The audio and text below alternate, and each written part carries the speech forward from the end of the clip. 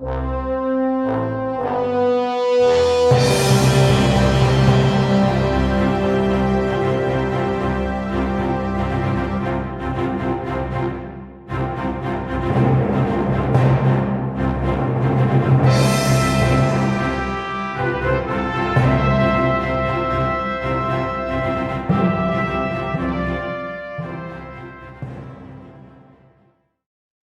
welcome back to Future Fast, and we have a very interesting guest, and this is another conversation that you should not be missing out on. And today we have our guest Gennady Stolyarov II. He's the chairman for the United States Transhumanist Party, and everything else about him and what he's doing, we'll hear it from him. Gennady, thank you so much for making time to be here with us. Welcome to Future Fast.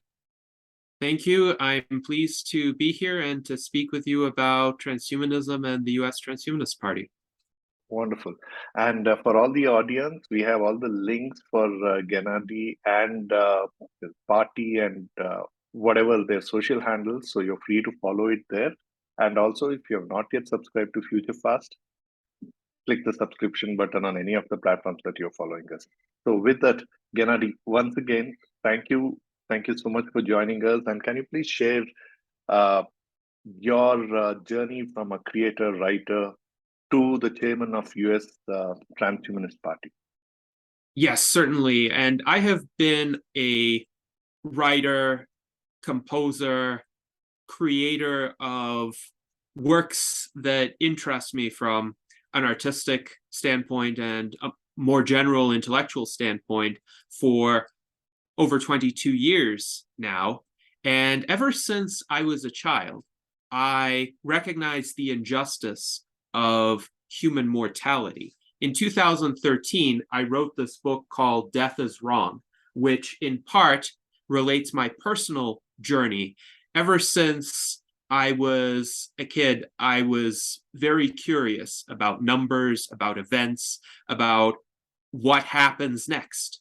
And I was asking my parents, essentially, what happens when people grow up?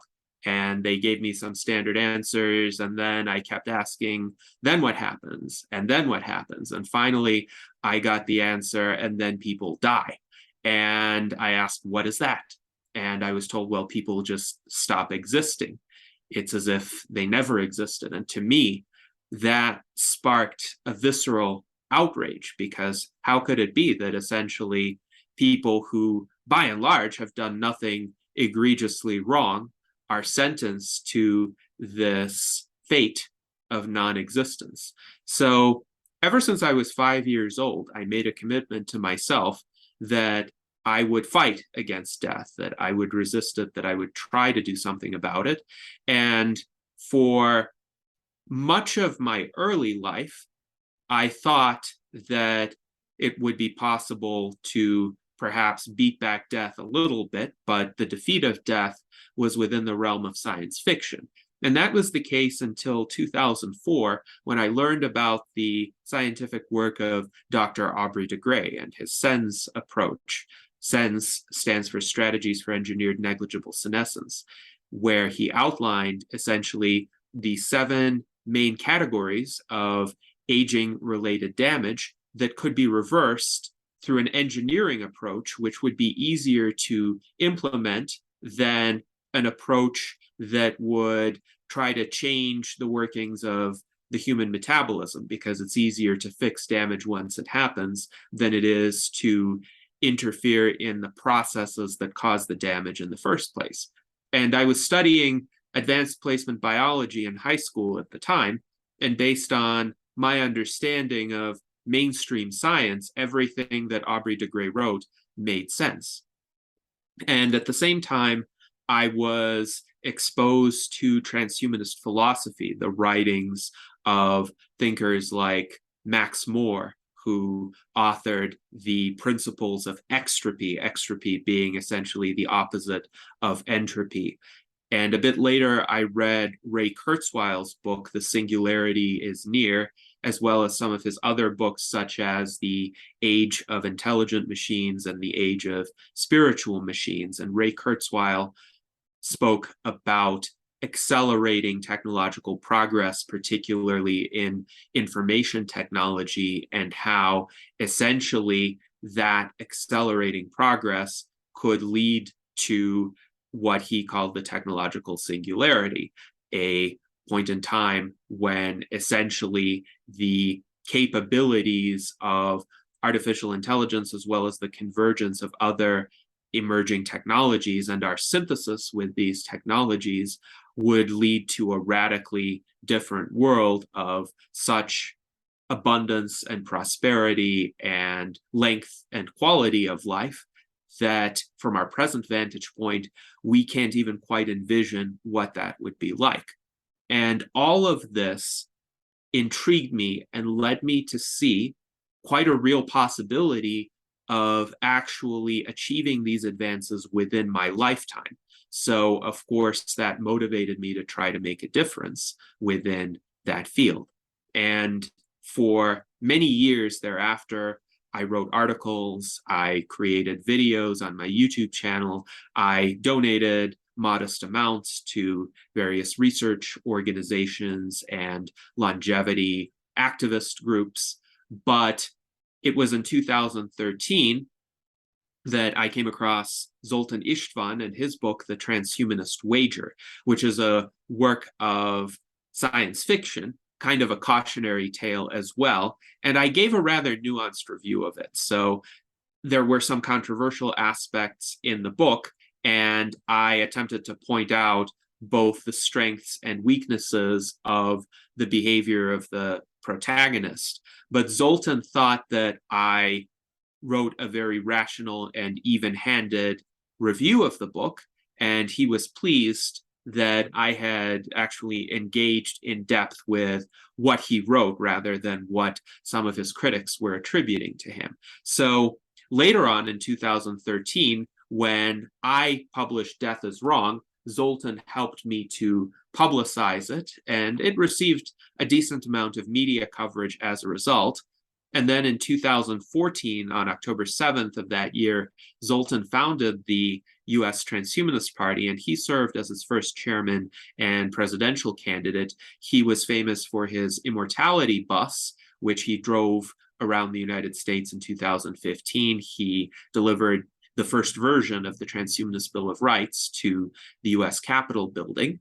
And then after the 2016 US presidential election, he decided to step down from his role as chairman of the Transhumanist Party to focus on other endeavors. And he asked me to become the next chairman to take this party to the next level, because I think Zoltan has the personality of a founder, and he's quite active in the early stages of an organization, but he saw the need to pass the reins onto someone else who has more of, let's say, an organizational acumen and more of an ability to bring the broader transhumanist community together within the big tent of the Transhumanist Party. So that is what I have been doing since that time. And I think I have been able to adhere to the vision that Zoltan had in mind when he passed the chairman position on to me. He said, first of all, to try to make the Transhumanist Party small d democratic in terms of its internal decision-making processes. And we have done this through the implementation of internal ranked preference voting, where our members have the ability to vote for our platform sections, and we have quite a voluminous platform now on our website, as well as for candidates whom we endorse for President of the United States, as well as various state and local offices at times.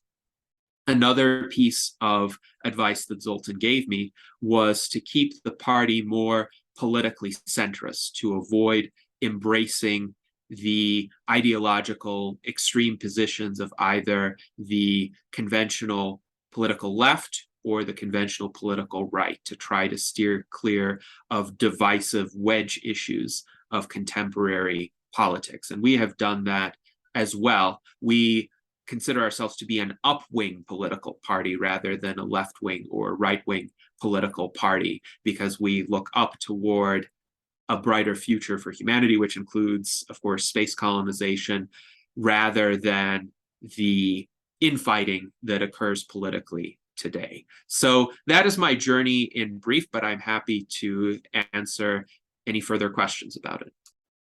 Well, I'm just curious. So, how was the response coming since the time you've taken over? What kind of people are getting attracted to Transhumanist Party from United States? Yes, so we have had some significant growth. When Zoltan asked me to become the next chairman, essentially the Transhumanist Party was a one-man operation. He was driving the immortality bus, he was conducting the media interviews, and there was a lot of interest in transhumanism among the general public, but people did not really know what they could do to be involved. And since that time, we have grown to about 4,200 members. Membership is free and open to anyone in the world, even people who are not able to vote in US elections, because they can still be allied members of the Transhumanist Party, and they can contribute their ideas. They can engage with us in dialogue, which we always appreciate. Oh, I that's think in interesting. terms of, yes, in terms of the people who are attracted, they're generally independent thinkers. They're people who have time to learn about various areas of emerging technologies, as well as philosophy, people who like to follow current world events and have more of a long-term orientation. Now, granted, it may be difficult to fulfill all of these criteria in today's world, which is extremely hectic and busy, and many people are struggling day to day. So I think that's one of our barriers, how to reach people who have more limited time. But a lot of the people who are attracted to the Transhumanist Party are self-starters. So they're going to seek out this information themselves. They're interested in in-depth, multidisciplinary conversations, such as our weekly virtual Enlightenment Salons, which we stream on my YouTube channel every Sunday at 1 p.m. Pacific time.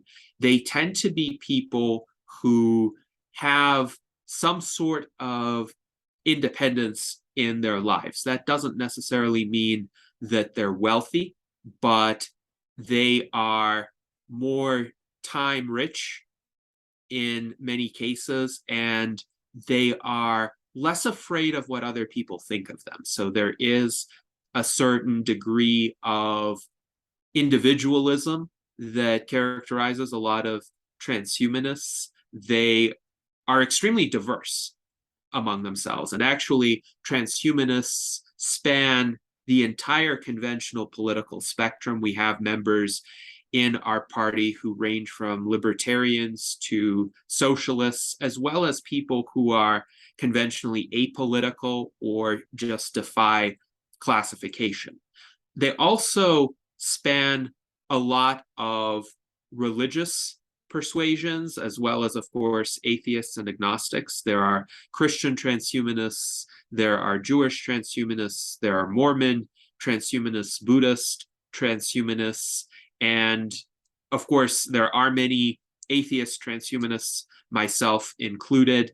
But I think for most transhumanists, their religious views are sufficiently open, if they have any religious views, and if they're atheists, they're sufficiently non-militant that they don't really make a dogma out of either being religious or non-religious. They are more tolerant of people of different views, and they're more open to these questions having evolving answers as humankind advances, because as our technology progresses, certain questions in philosophy or in theology might start to have different answers. For instance, it is a widely held view in Christian theology that resurrection of people who have died is going to occur in the flesh.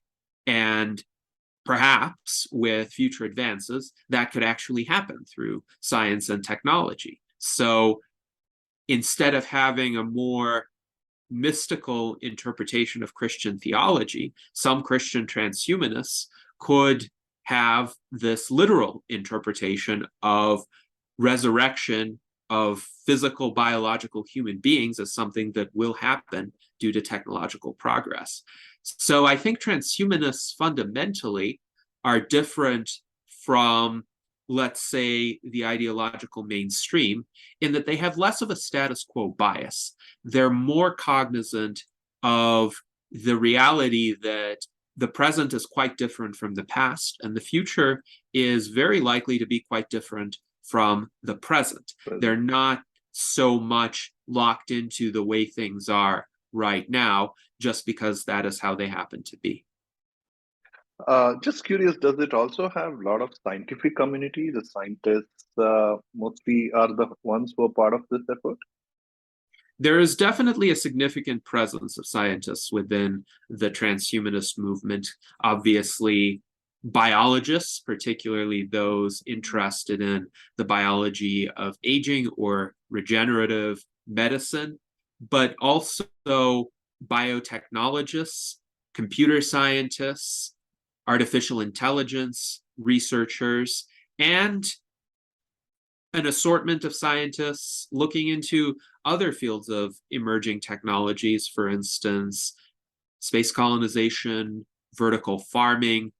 There is also a significant intersection between transhumanism and cryptocurrency enthusiasts, as well as between transhumanism and more artistic types, people who explore the use of emerging technologies in art. So there is quite a high number of transhumanists who create art using a variety of electronic media, be that, for instance, AI generated or AI assisted imagery or musical composition, and I compose music myself. And then, of course, there are those who are interested in politics, interested in current events, and really don't find a political home anywhere within the major political parties in the United States or the other minor political parties. Especially the major political parties have alienated a lot of more independently minded people in the US. So there are people who are just seeking a political home and want a community that would welcome them for expressing their own views instead of forcing them to conform into a very rigid mold. Well, you mentioned space exploration a couple of times. I'm just curious, there are a lot of these billionaires who are going after the space exploration. So like Elon Musk and the Amazon founder. But are they interested in transhumanist party, or those kind of people are not really into transhumanist? And I'm just curious. It just triggered that thing. I think those kinds of people generally focus on their own projects. And in terms of Jeff Bezos, the founder of Amazon, Right. he does have a space company called Blue Origin. Correct. He also has his own company that is doing research on longevity, even Yes, though, that's what I. yes, it's called Altos Labs. It Correct. focuses on partial cellular reprogramming, which could essentially return cells to a more youthful But state. what is stopping such people to back you? Because it aligns to their interest, right? Right.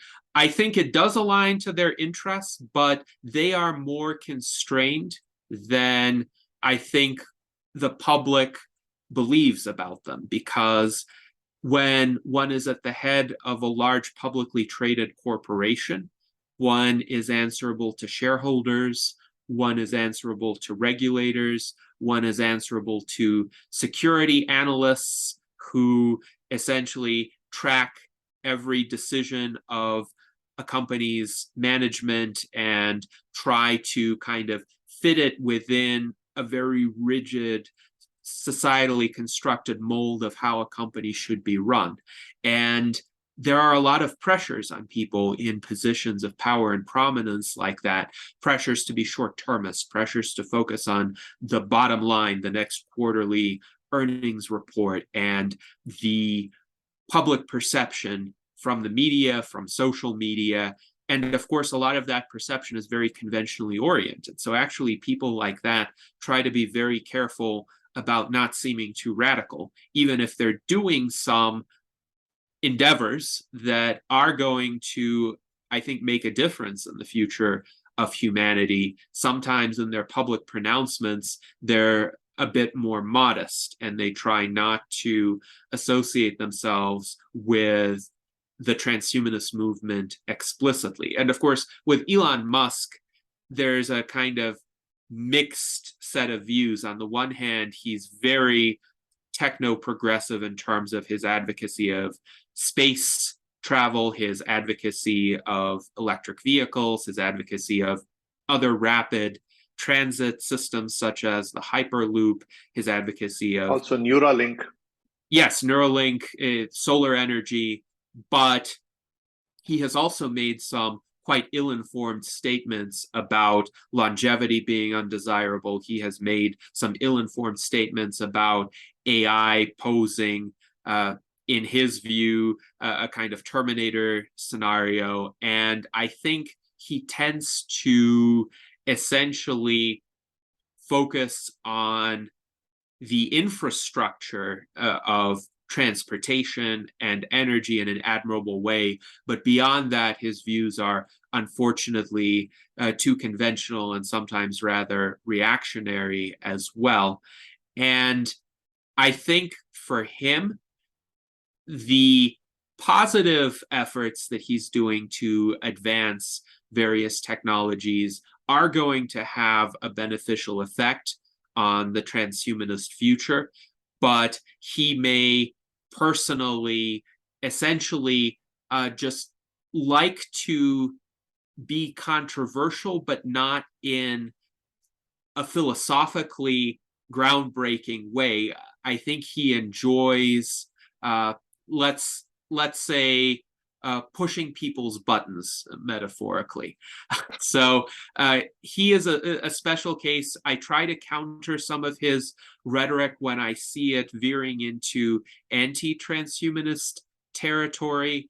But I really think people like that are not going to explicitly identify with a movement like transhumanism. A movement like transhumanism is intended to push the Overton window, the range of, let's say, acceptable opinions in polite company, a bit outward. So we can push that window outward, and then the multi-billionaires, as well as more conventionally minded researchers and institutions, could feel more comfortable perhaps taking stances that are more aligned with technological progress than they would have felt comfortable otherwise.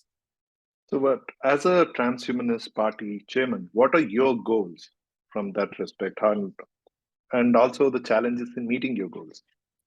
Yes, certainly. So my goal is actually to make transhumanism a mainstream concept, to enable people in everyday life to be comfortable with identifying as transhumanists, and of course understanding what that entails from a philosophical standpoint as well as from the standpoint of transforming our society and our politics. And an example of how this could be done is one that Zoltan brings up fairly often, and that is the environmentalist movement. Now, that is also a controversial movement, and back in the 1960s and early 1970s, it was a movement espoused by a minority of people. But right now, in the Western world at least, I think it could comfortably be said that a majority of people would consider themselves to be environmentalists, but they might also have other views, like they could be Democrats or they could be Republicans politically. And I would like to reach a situation where the majority of people would be comfortable calling themselves transhumanists, whatever else they believe, whether they're also Democrats, Republicans, Libertarians, Socialists, Green Party members, whether they're Christian or Hindu or Buddhist or atheist, whether they have one particular lifestyle preference or another lifestyle preference. I would like people to recognize the importance of transhumanism as a philosophy and movement that advocates the use of emerging technologies to transform and improve the human condition, and essentially see that as a driving influence on our civilization. So I think that is what victory would look like. And of course, along the way, we hope to benefit from many more technological advancements. So as biomedical science advances, as our transportation infrastructure improves, as artificial intelligence becomes more sophisticated and hopefully more beneficial to human beings, people will realize that there is an overarching theme to all of this. And hopefully they will see it as a largely benign theme, especially as an antithesis to a very volatile and turbulent and dangerous status quo that we live in. But that requires effort and advocacy, because transhumanism is often misconstrued. In terms of the challenges to get to that kind of understanding, there are some conspiracy theorist circles that essentially make things up about transhumanism and assert that it's some sort of nefarious movement controlled by a multinational elite of some sort. I can guarantee you that there is no such elite involved with transhumanism. Essentially, I know every major figure in the transhumanist movement, and we are what we present ourselves to be. But a lot of people who haven't engaged with us fall for these conspiracy theorist lies all too often. And I think another reason for that is just insufficient exposure. While there has been some media attention and some interest among certain members of the public, certain politicians and academics, it has been far from a mainstream kind of interest, just because a lot of people still don't know what the word transhumanism means.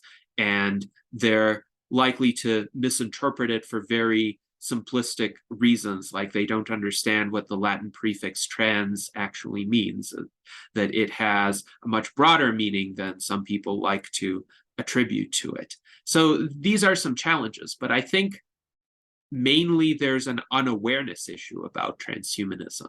And the unawareness stems from essentially most people being focused on their day-to-day lives. And in recent years, those lives have been quite challenging. And I can understand if people are struggling to avoid a deadly illness, or if they're struggling with overwork, or if they're struggling with some of the basic necessities of life because of the cost of living crisis that has happened. It is more difficult for them to look to a more distant future, even a future that could come anywhere from several years to several decades from now. So I think one of the aspects in which transhumanism could extend its reach is by showing these people how some of the transhumanist visions and policy proposals could actually help them in their day-to-day lives. And that is a continual effort that we're working on within the Transhumanist Party. So you are a numbers man. So what does that mean from a numbers point of view?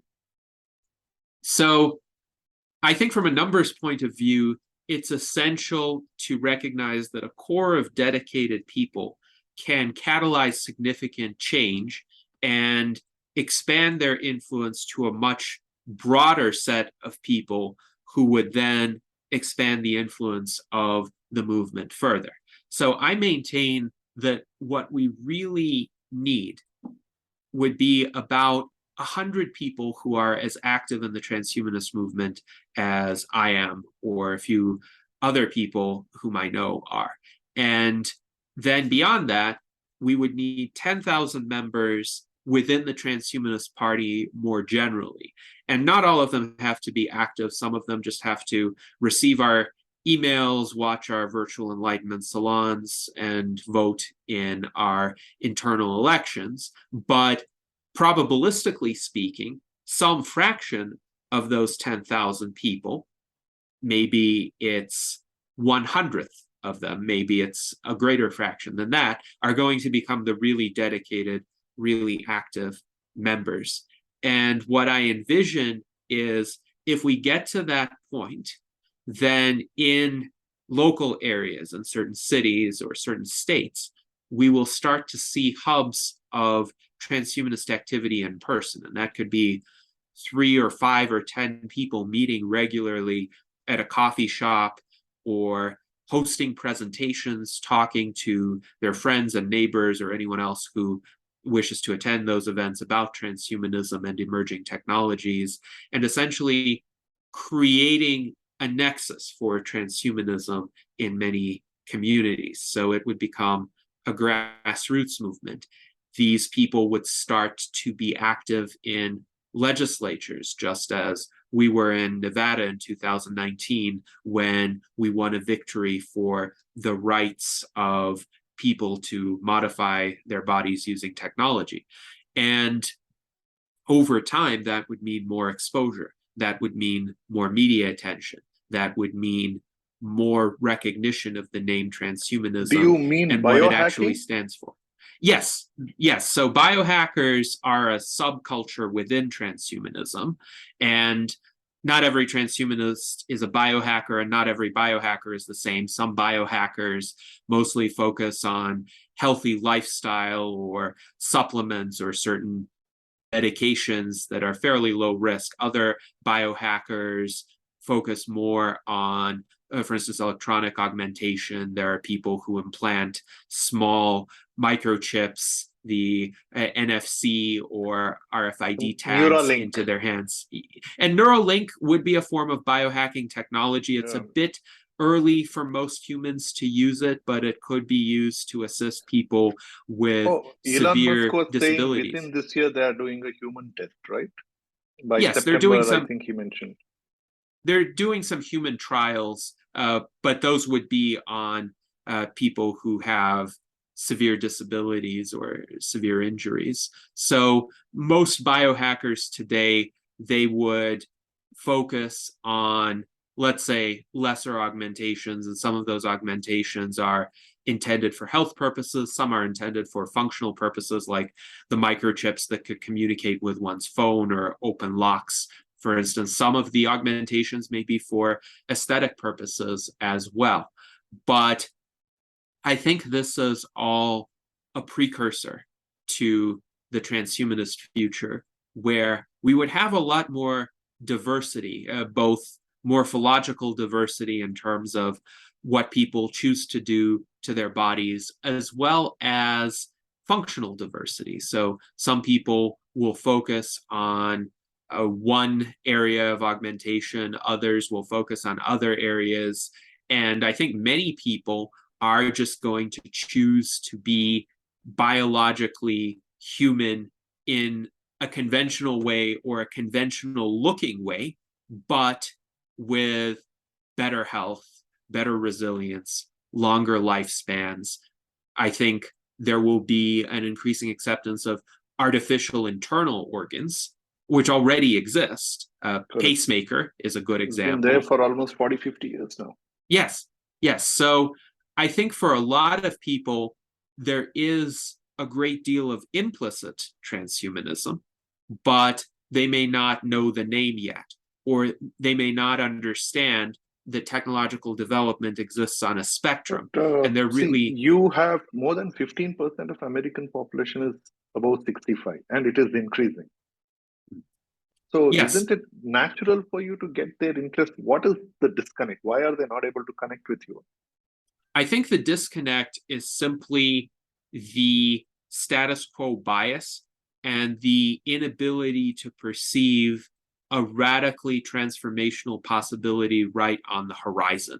So, a lot of people, when they think about the aging population, they just think about the costs of it.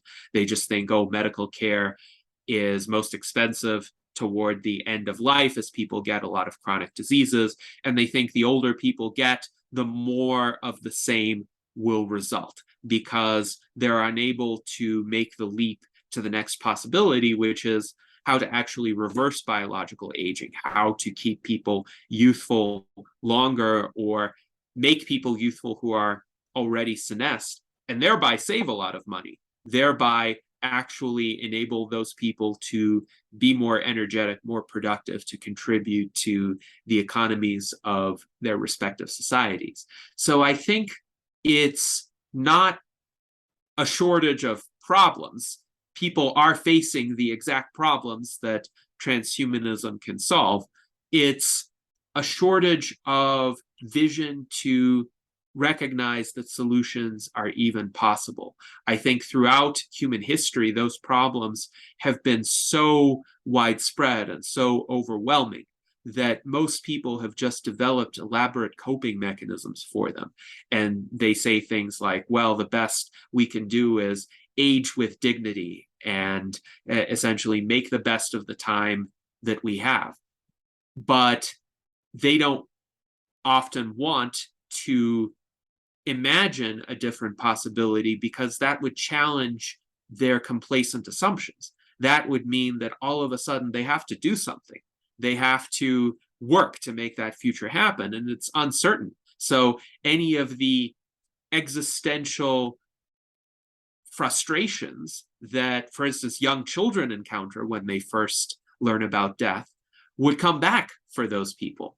And instead of seeing that as motivating, as giving them a fighting chance, I think some of them would see that as scary. So we want to make that seem less scary to them by emphasizing that there is hope and we can seize this opportunity to actually overcome the age-old foes of humanity that have plagued every generation since our species evolved.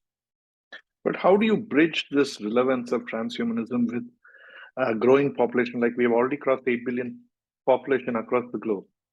Mhm. So how do Well, you, yeah. I think population growth, while it is still happening, is slowing down. And birth rates are actually declining everywhere in the world. It's just they're initially higher in some parts of the world. So some populations, for instance, in the Middle East or sub-Saharan Africa, are going to grow faster than other populations. But in certain countries, for instance, in Japan and in several European countries, populations are declining already. And this is a consequence of a shift from a more agrarian society toward essentially a post-industrial society where having children becomes relatively more expensive and there are opportunity costs to having children, so people choose to have fewer children. And in many societies, without the reversal of biological aging, demographic crises arise because a lot of the older people are not able to take care of themselves, and they require younger members of the population, of whom there are fewer, to take care of them. Now, there are several solutions to this. One of them is increasing automation of production so that one doesn't need as many humans to produce the same number of goods and services. And for instance, Japan is heavily investing in that kind of solution. Another solution is to encourage immigration from countries that have higher population growth rates. And that has been happening de facto in the United States and in a lot of European countries. But of course, eventually, if those countries develop further as well, their birth rates are going to decline. And then a third solution is to keep the people who are alive now around longer in a healthier and more youthful state. So I would say reversing biological senescence keeping people younger for a longer period of time, hopefully indefinitely, is going to be a solution to this demographic crisis. And it would help stabilize the population and prevent a decline at the very least. But I would say also there's really no inherent overpopulation. Really, it's a matter of what resources are available for people. And we know now there's more than enough food to feed the entire population of the world right now. The problems we have with food are due to distribution and really suboptimal political systems in certain parts of the world that prevent food from getting to everyone who would need it. And likewise with other resources, for instance, water issues can be addressed through desalination initiatives, and various smarter land use issues can be addressed, for instance, through vertical farming, though there is still plenty of land that can be used for both habitation and agriculture. And of course, expanding to space or creating seasteads on the ocean floor, creating cities that are constructed using more efficient techniques such as 3D printing, creating underwater colonies at some point in time. All of that will help with essentially housing, feeding, otherwise sustaining more people.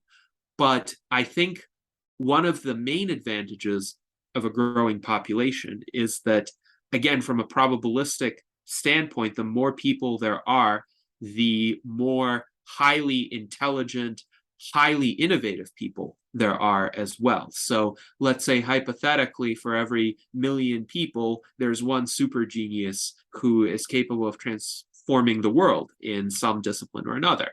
And the benefit of having multiple super geniuses is more than additive. So it's synergistic because they interact with one another and their discoveries fuel one another.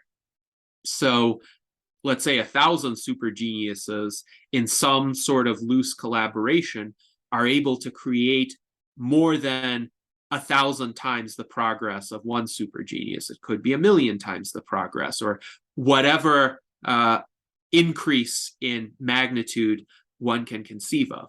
And this is where I think a lot of people are mistaken when they think that a growing population is only going to involve an increased burden on resources, because it also involves a great proliferation of human minds and human creativity. And what a resource is ultimately a function of human ingenuity, because in the early 19th century, oil, for instance, was largely considered a waste product, and farmers would actually pay industrialists like John D. Rockefeller to take the oil out of their land because they just thought it was an impediment for them to grow their crops. But John D. Rockefeller figured out ways to use the oil, first of all, in heating, and later on, of course, in the internal combustion engine. And that's an example of something that is one era's waste product that could become a resource for the future. And I can imagine a lot of waste products today that could be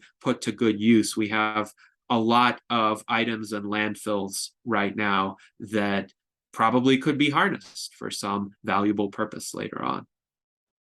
But at the same time, I think you need government investments on these efforts, right? Otherwise, it's going to be very difficult to manage, because, see, the end of the day, population is increasing. There is a stress, and resource ideally has to come from these agencies. Of course, there are a few billionaires who are putting in, but that is still limited to their vision and their dream. And what you're talking about is pretty broad. So how do you see that happening?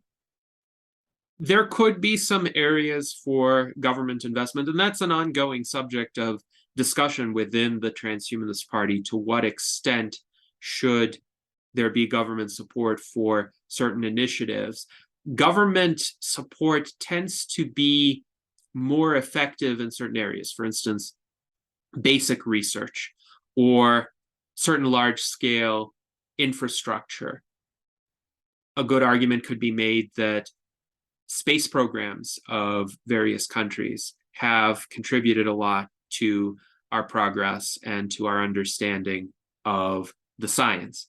However, government funding and government investment suffers from the problem of politicization and the problem of strings attached. So a lot of funding will go to projects that are perceived as less risky from a public relations standpoint, or even from the standpoint of likelihood of success.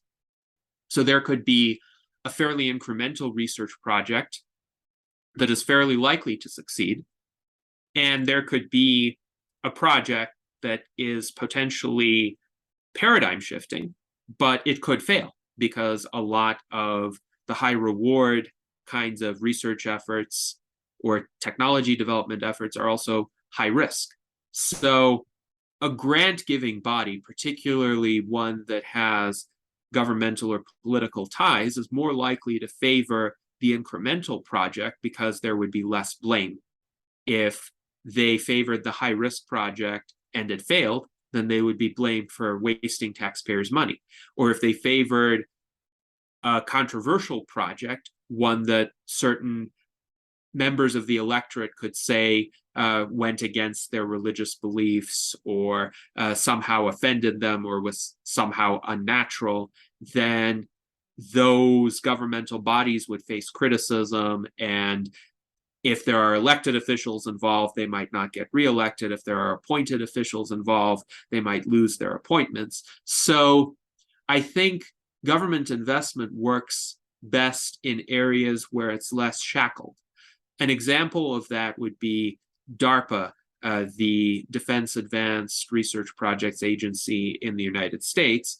And now there's another analogous agency that was recently authorized by the US Congress called ARPA-H, which is the Advanced Research Projects Agency in Health. So the idea is that that agency would focus on higher risk, higher reward types of initiatives with fewer constraints, with less accountability, ironically enough. I think government spending on research and technological development works better with less accountability, with fewer political stakeholders who are capable of exercising a veto power. But unfortunately, in most situations, that's not how governments work. And with private enterprise, of course, you could have some pitfalls there as well. You could have an Elon Musk who just doesn't like certain areas of technological advancement. But if you allow eccentric billionaires to be eccentric, they are going to fund certain ambitious initiatives that governments wouldn't fund. But on the other hand, their constraint is going to be a very short-term time horizon, because typically they're interested in earning a quick return. That's how they became multi-billionaires, and therefore they're more likely to invest in projects that have, for instance, a 3-year return period or a 5-year return period. They're less likely to invest in projects that have a 20-year return period unless they're personally interested in the outcome. So if they personally don't want to get a certain disease, or if they have a family history of that disease, or if they want to prolong their lives, maybe they'll have more of an incentive. But I think philanthropic contributions are the important bridge between the early stage research that can often be funded by government and academia and the immediate translation to consumer goods or services, which private enterprise is quite effective in doing. But this intermediate stage is often called the valley of death for a good reason, because a lot of startups try to essentially do that work in between the basic research and the consumer applications, and they don't get enough funding. They don't have enough runway to last for the many years that it takes. And this is where philanthropic foundations, including fairly small nonprofit organizations, can make a significant difference to keep that research and development going. But how do you see the transhumanist movement as a movement evolving in US and globally now, given all these challenges? Yes. So I would say the transhumanist movement is quite a widespread global movement. And we attract some leading thinkers throughout the world. And of course, technologies of high bandwidth online communication have helped us greatly, just as I'm speaking to you right now from the United States, you're speaking to me right now from India. This kind of inexpensive, sometimes free availability of these technologies has helped connect transhumanists around the world and has helped many people from around the world recognize that they are transhumanists. So in the US Transhumanist Party, about 30% of our members are allied members, meaning they are outside the United States or otherwise not eligible to vote in US elections. So this growth has been quite visible.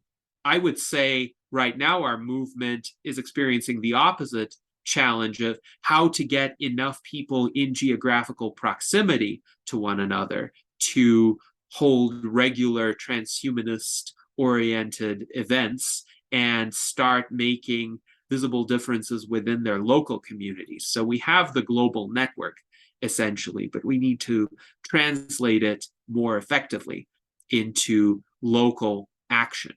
But of course, in terms of awareness of the ideas of transhumanism, the internet has spread them, and a lot of transhumanists have spread them as well. A good example is Dr. Jose Cordero, who was born in Venezuela. He's now based in Spain, but he has lived and taught quite frequently in the United States. He had taught for Singularity University, and he wrote a book called The Death of Death, or in Spanish, La Muerte de la Muerte. And it has been translated into numerous languages, including Russian, German, Chinese, Portuguese. Actually, he waited until July of this year when the English translation is coming out, but he primarily focused this book, The Death of Death, for an international audience. So I think the message of transhumanism is very much a universal human message, and it can reach people regardless of where they reside in the world, regardless of their culture or their ethnicity or their religion, because people want to live better. And I think day to day, the vast majority of humans, unless they're depressed or they have suicidal tendencies, they want to take steps to improve their lives. And when they're exposed to the ideas of transhumanism, especially if they see how technology can make a visible difference, I think they can definitely be receptive. So we actually have a great deal of receptiveness to transhumanist ideas in Africa right now, where there are a lot of people who see the potential for instance, digital technologies, and they can contrast that with their surroundings and everyday life, and they can see that life can be so much better. And naturally, the ideas of transhumanism make a lot of sense to them, just as some of the precursors of transhumanism, like the philosophies of the 18th century Age of Enlightenment, make a lot of sense to them. So I think there is a lot of great potential for growth, but that growth is competing with a kind of prevailing sense of despair, especially in the Western world, brought about by events that happened since about 2015. And those events include increasing political polarization and, I would say, manufactured hatreds by the established political parties and the mass media, as well as, of course, the effects of the pandemic, which is still ongoing, which has disrupted not just many people's health, but supply chains and the availability of goods, and has engendered inflation and other challenges to everyday life, but also war. The ongoing war in Ukraine has created existential risks for the human species. And unfortunately, those existential risks encompass the entire world.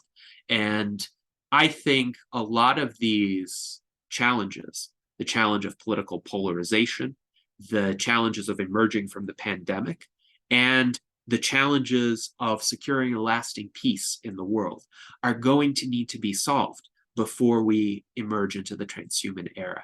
And hopefully the Transhumanist Party can make solid contributions to all of these challenges. So obviously, this demands a political action. So with the general elections coming in 2024, so what are your stance? I think you have your candidates also, and what do you see? How do you see they represent the best value of Transhumanist Party to the voters? Yes, so our candidates for 2024 are Tom Ross for President of the United States and Daniel Tweed for Vice President, and you can learn more about them on our website at transhumanist-party.org, as well as on Tom Ross's campaign website, tomross.com. So I think our candidates primarily are going to spread awareness of transhumanism. And we're a minor political party, so we think there would not be a high probability of us winning the 2024 election. But what we could do is shift the political discourse away from these trench warfare issues or wedge issues, which really simply serve to divide the population without really solving any problems, and toward solutions that could be achieved through technology and through applied rationality. So this is a different paradigm for politics because we're not focused on defeating the so-called other side. We're focused on achieving tangible improvements to human well-being and showing people some paths by which such improvements could be achieved so that they no longer seek out enemies to destroy among their fellow citizens. Rather, they seek out ways to achieve greater longevity, greater health, greater benefits from technologies. A great example is artificial intelligence and the messages that Tom Ross is trying to communicate about the importance of collaborating with artificial intelligence. Instead of fearing AI, we should seek to harness AI to do the tasks that AI is better suited to do while we discover our unique human advantages, of which there are many, both for the human species as well as for ourselves as individuals. And sometimes they're not exactly the most intuitive or the most highly anticipated advantages. For instance, a lot of people thought that humans would always have a distinctive advantage over AI in terms of creativity. But it turns out that when one sees the output of, for instance, art generation AIs like DALL-E 2 or Midjourney, or text generation AIs, large language models like ChatGPT, they can be quite creative and imaginative, one could say. But what they may not be as good at would be, for instance, order or symmetry or accuracy of detail or accuracy of factual identification or subject matter expertise. Humans who are subject matter experts, or even humans who could tell a rectangular window or a symmetrical shape apart from a kind of more haphazard assemblage of shapes that kind of sort of looks like a window or another common object. Those humans still have unique advantages over AIs in those respects. And I think it's always going to be the case that AIs and humans together are going to be more competent, more efficacious than either of them in isolation. So that's one of the messages that Tom Ross is trying to communicate. He's also trying to focus to a greater extent on the prospects for a technological singularity to come and make sure that we are prepared from a policy standpoint, from a public awareness standpoint, to harness the benefits of that technological singularity and also anticipate the transformations to people's lives so that people are in a more proactive mode rather than in a reactive mode. So I am enthusiastic about the Ross Tweed 2024 campaign. I think it has the potential to have great media reach, and inform more people what transhumanism is about and how it relates to their day-to-day lives and priorities, so that we can hopefully get a lot more of those implicit transhumanists to become more explicit about it. Wonderful. So again, this is probably the time for you to make some predictions. So please go ahead and give us some predictions. Yes, so 3 predictions, and I would say these are for the near-term future, and some of those I think are going to be driven by necessity, in that we absolutely have to reach some of those outcomes in order to get to the transhuman era. I do think there is a technological convergence happening to bring those about. So the first prediction is, I think there's going to be some sort of universal COVID vaccine by the year 2025, by which I mean a vaccine that works against all variants of the SARS-CoV-2 coronavirus, instead of being specific to individual variants like the mRNA vaccines thus far have unfortunately been. The reason why we're still in this pandemic is that the virus has mutated so many times and so rapidly to escape both the vaccine-induced immunity and the natural immunity that some people have acquired from prior infections. So we need a vaccine that doesn't depend on the spike protein, which is the part of the SARS-CoV-2 virus that keeps mutating. So I think if we don't get that kind of universal vaccine, COVID is going to wreak an amount of havoc on our civilization comparable to what the Antonine Plague did in Rome from about 165 to about 180 CE.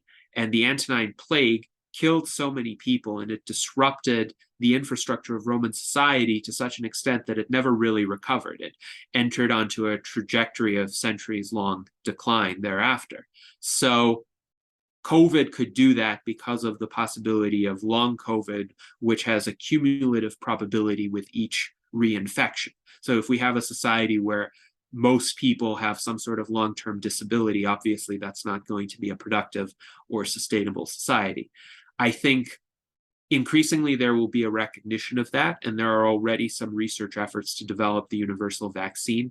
So I'm hopeful that to truly get out of this pandemic, we're going to have a universal vaccine by 2025. And certainly the Transhumanist Party is going to continue to champion rapid vaccine development as we have been doing. A second prediction is that there's going to be some sort of more individualized and effective treatment or cure for cancer through essentially genetic medicine and advances in it. There have already been some impressive advancements through immunotherapy, for example, but I think sometime this decade, probably toward the end of this decade, we will start seeing essentially individually tailored treatments using genetic medicine to get rid of not just some generic cancer, but the specific cancer that an individual would have.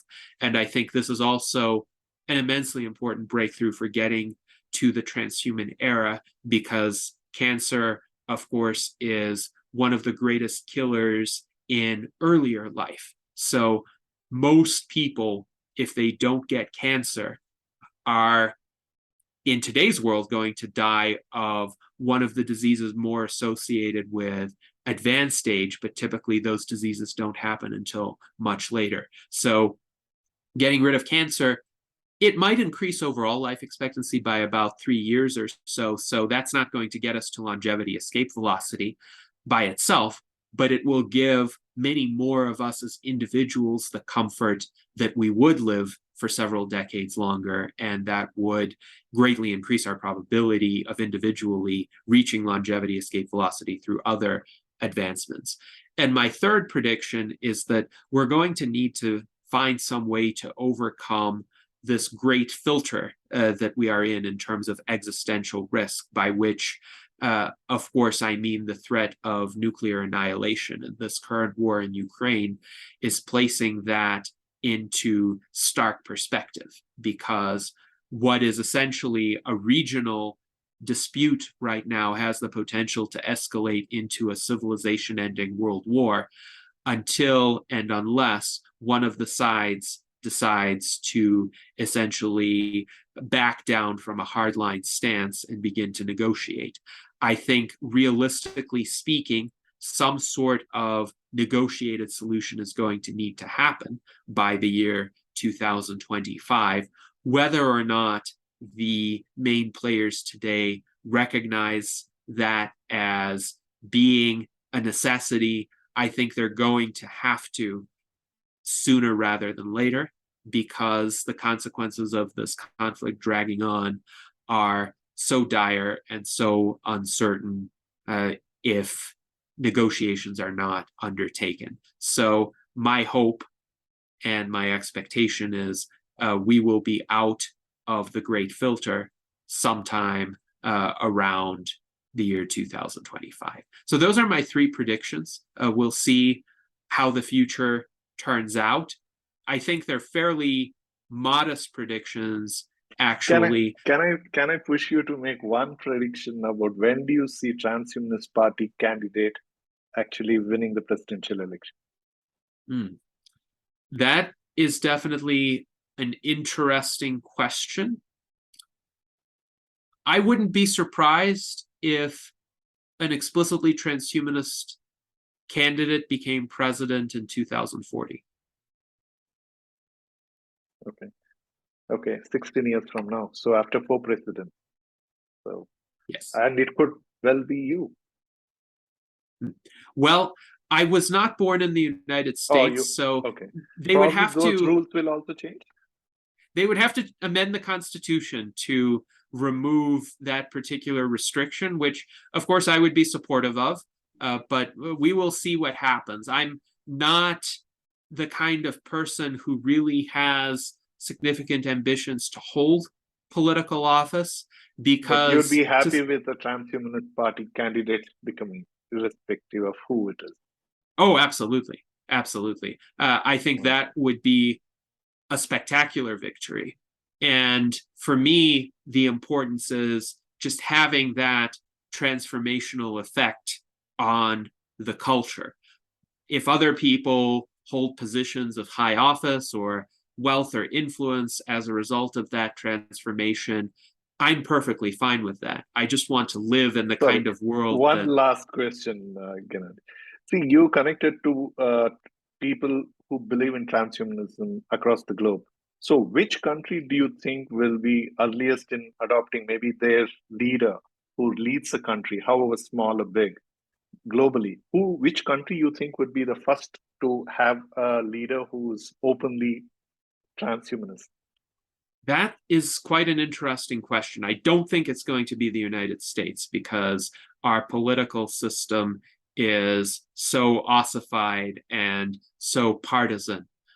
I wouldn't be surprised if it were some small Latin American country.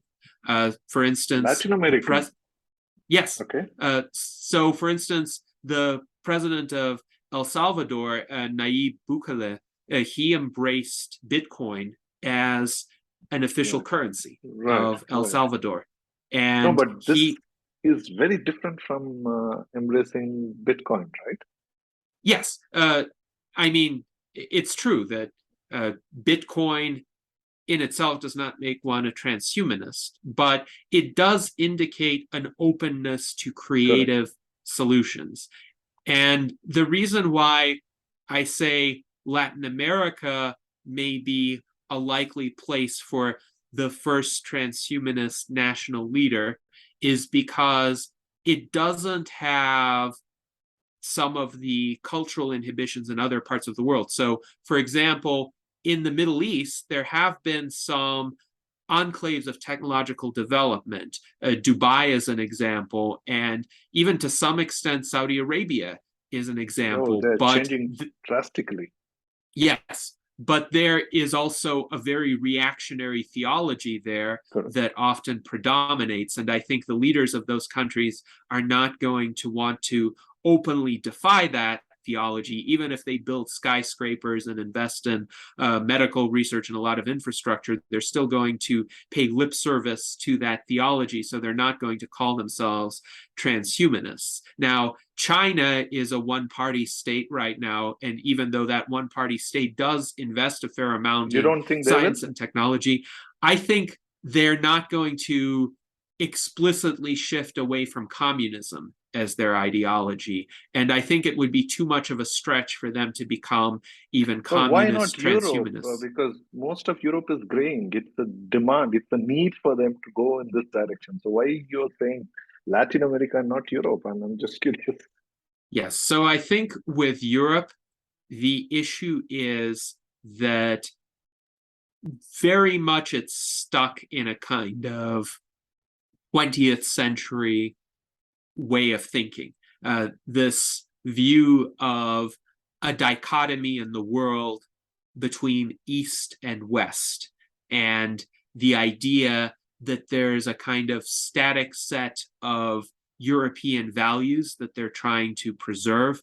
A lot of those values are focused more on kind of the day-to-day interests of people, or the perceived interests. So if there's something about their culture or their heritage or their lifestyle that they perceive as distinctive, they want to preserve that, and sometimes with good reason, because there is an abundance of good culture in Europe. But they're very reluctant, for instance, to engage in new development. Whenever someone tries to build a skyscraper in a European country, that's a controversial decision. Or even experimental communities.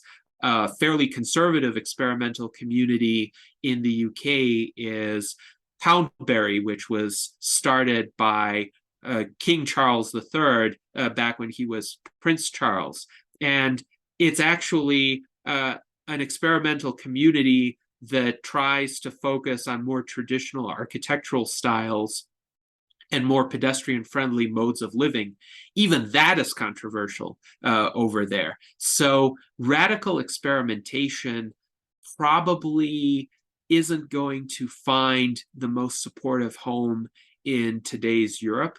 It's Very also interesting analysis. Okay. right. It's also probably not going to find a lot of fertile ground in the former Soviet countries, just because of the chaos and the authoritarianism, as well as the rise of ethnic nationalism there, which is very unfortunate. So what parts of the world does that leave? Africa. I think in Africa, there are aspirations for technological development and improvement, but there's a lot of catching up to do, and I hope they do catch up.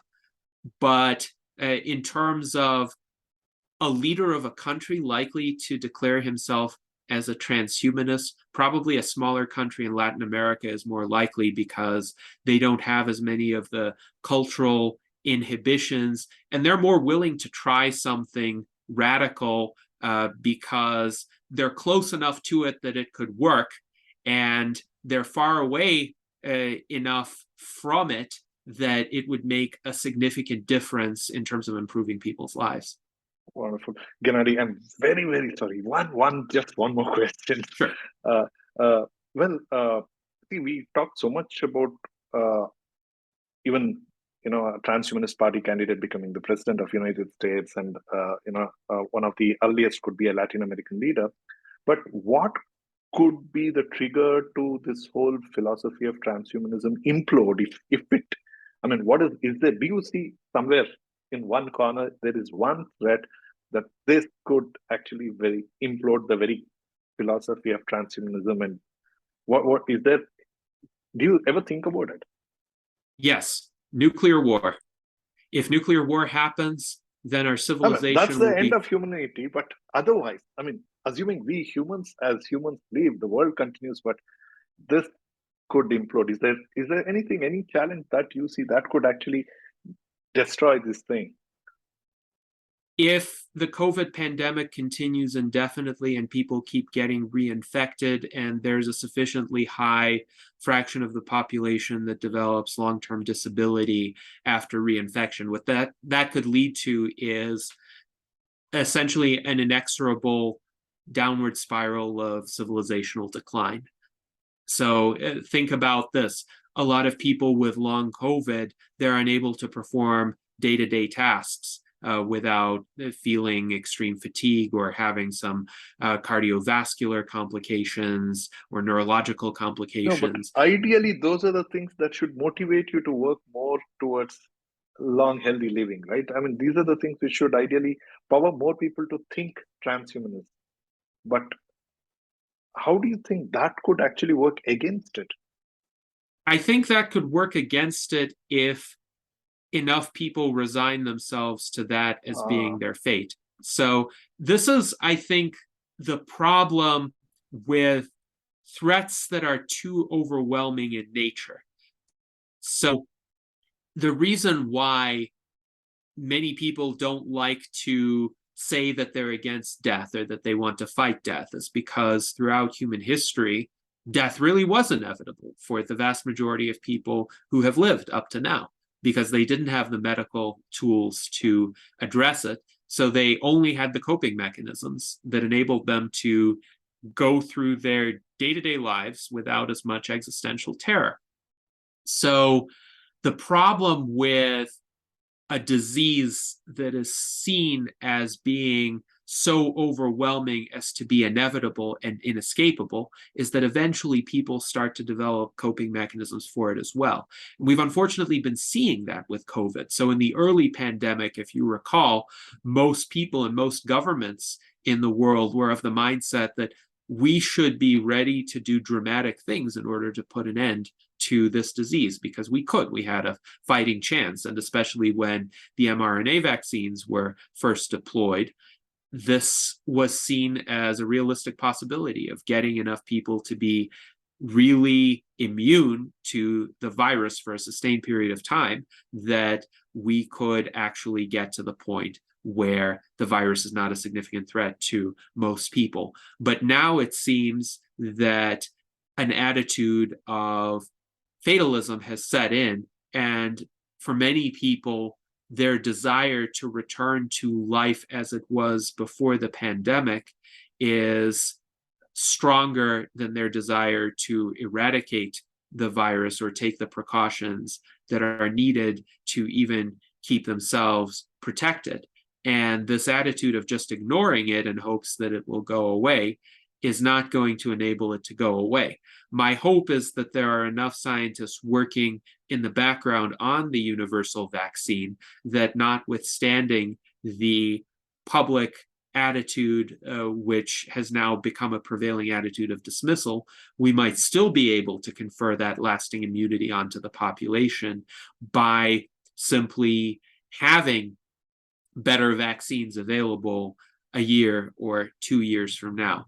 But if that doesn't happen, then I just hope that the probability of long COVID is low enough for the subsequent variants of the virus that it won't create this epidemic of mass disability. But I really worry about what I'm seeing in terms of the health data about long COVID, particularly for people who experience some sort of organ damage or organ failure from it. well, thank you, Gennady. As a closure, do you want to give a shout out to people to look up Transhumanist Party, or since you're also open for non-Americans to be part of it, if you want to give a shout out because we have audience across multiple countries. So please. Yes, indeed. Thank you for that opportunity. We would welcome anybody all over the world to join the Transhumanist Party. You can do so for free at transhumanist-party.org/membership. It takes about a minute to apply, just some very simple, straightforward questions. And all we're seeking is confirmation that you agree with our 3 core ideals. The first core ideal is support for significant life extension attained through the progress of science and technology. The second core ideal is support for a societal, cultural, and political atmosphere informed and animated by reason, science, and secular values. And the third core ideal is support for using science, technology, and rational discourse to mitigate and eliminate the existential risks facing the human species. So if you support these ideals, then you're welcome to take part in the Transhumanist Party. Also, in addition to our website at transhumanist-party.org, you can find us on Facebook. Our Facebook page is US Transhumanist Party. Our Facebook group is Transhumanist Party. You can find us on Twitter. Our Twitter account is US Transhumanist, spelled all together. And you can also find us on Instagram. We are US Transhumanist Party all together on Instagram. Also on my YouTube channel, which is G Stolyarov II. So the first letter of my first name, followed by my last name, followed by the second. We stream our weekly virtual Enlightenment Salons at 1 p.m. Pacific time every Sunday. And there you can participate in in-depth conversations with some of the world's leading thinkers in science, technology, philosophy, politics, art. You can join us in the YouTube chat there. We have some quite lively and in-depth discussions and a great contingent of regular viewers. So thank you very much. And I hope that many of you will explore what the Transhumanist Party has to offer. Thank you so much, Gennady. And for all the listeners and audience, all these links are given below this podcast. So please go, click, follow, and you like it, please do join this. And if you have not yet subscribed to Future Fast, please go ahead and do it right now. And yes, please follow Gennady. And Gennady, once again, thank you so much for your time and sharing your perspective. And I thoroughly enjoyed this conversation, and I'm sure our listeners and audience as well. And once again, wish you all the very best, and look forward to staying in touch. Thank you very much.